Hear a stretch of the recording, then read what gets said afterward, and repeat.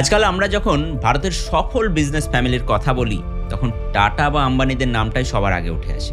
কিন্তু আপনি কি জানেন পর্দার আড়ালে এমন একজন মানুষ আছেন যাকে অনেকেই বলেন বাংলার বিলিয়নার বাবুমশাই।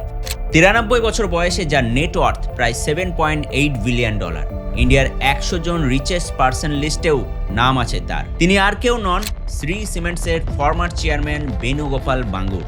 নমস্কার, আমি আলী কাউসার, একজন এন্টারপ্রেনিউর, ব্র্যান্ডিং ও মার্কেটিং স্ট্র্যাটেজিস্ট এবং সেই সাথে MR group of colleges and হসপিটালসের সিনিয়র ভাইস প্রেসিডেন্ট। পারিবারিক বিভাজনের পর একটা সাধারণ সিমেন্ট কোম্পানিকে তিনি কিভাবে ভারতের থার্ড লার্জেস্ট সিমেন্ট জায়ান্টে পরিণত করলেন, কিভাবে দেশের সবচেয়ে ধনী ব্যক্তিদের মধ্যে তিনি নিজের জায়গা তৈরি করে নিলেন, কিভাবেই বা শ্রী সিমেন্টস হয়ে উঠল ভারতের প্রথম সিনথেটিক জিপসাম ম্যানুফ্যাকচার কোম্পানি, তাদের marketing strategy, yearly revenue, net profit, এই সব কিছু নিয়েই আজ আলোচনা করব।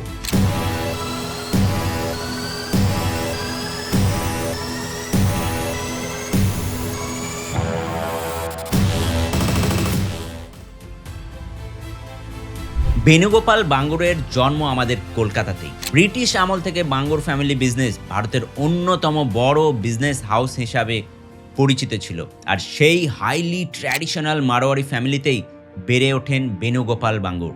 ক্যালকাটা ইউনিভার্সিটি থেকে তিনি বিকমে গ্র্যাজুয়েট করেন। এখানে বলে রাখি, তিনিই কিন্তু তার পরিবারের প্রথম গ্র্যাজুয়েট। এরপর তিনি যোগ দেন ফ্যামিলির স্টক ব্রোকিং বিজনেসে। 1960-এ তাদের business jute, T, paper and কটনের মতো বিভিন্ন সেক্টরে ছড়িয়ে পড়ে। এরপর 1979-এ বেণুগোপাল বাঙ্গুরের কাঁধে এক বিশাল দায়িত্ব এসে পড়ে। রাজস্থানে বিওয়ারে শুরু করতে হবে তাদের ফ্যামিলি সিমেন্ট বিজনেস।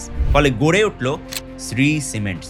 1984-এ কোম্পানিটি বিএসসিতে লিস্টেড হয় এবং 1985-এ তিনি 0.6 মিলিয়ন টনস অ্যানুয়াল ক্যাপাসিটির প্রথম ইন্টিগ্রেটেড সিমেন্ট প্ল্যান্ট চালু করেন। ততদিনের মধ্যে শ্রী সিমেন্টস হয়ে উঠেছে নর্থ ইন্ডিয়ার অন্যতম বড় সিমেন্ট কোম্পানি। দ্বিতীয় প্ল্যান্ট চালু করা হয় 1.24 মিলিয়ন টনস ক্যাপাসিটির। টোটাল প্রোডাকশন ছড়িয়ে যায় 2 মিলিয়ন টনস অ্যানুয়ালি। কিন্তু ঠিক তখনই আসে জীবনের সবচেয়ে বড় চ্যালেঞ্জ। 1997-এ 84 বছরের পুরনো বাঙ্গুর ফ্যামিলি বিজনেস 5 ভাগে স্প্লিট হয়ে যায়। বেণুগোপাল বাঙ্গুর একাই শ্রী সিমেন্টসের দায়িত্ব নেন। তিনি যখন একা শ্রী সিমেন্টসের হাল ধরেন তখন তার পরিস্থিতি ছিল বেশ কঠিন, কিন্তু তিনি দমে যাননি। তিনি বুঝতে পেরেছিলেন ভবিষ্যতে টিকে থাকতে গেলে লেটেস্ট টেকনোলজি এবং কস্ট এফিসিয়েন্সিতে আরও বেশি ফোকাস করতে হবে। বেণুগোপাল বাঙ্গুর ছিলেন একজন ভিশনারি লিডার। তিনি রিয়ালাইজ করলেন যে সিমেন্ট তৈরিতে পাওয়ার সেভিংস খুব জরুরি, আর এই প্রয়োজন থেকেই তিনি ক্যাপটিভ থার্মাল পাওয়ার প্ল্যান্ট বসালেন। শুধু তাই নয়, 2009 সালে তিনি দেখেন যে বিদ্যুৎ বিক্রি করেও মুনাফা করা সম্ভব, আর এভাবেই শ্রী সিমেন্টস প্রবেশ করে পাওয়ার সেলস মার্কেটে।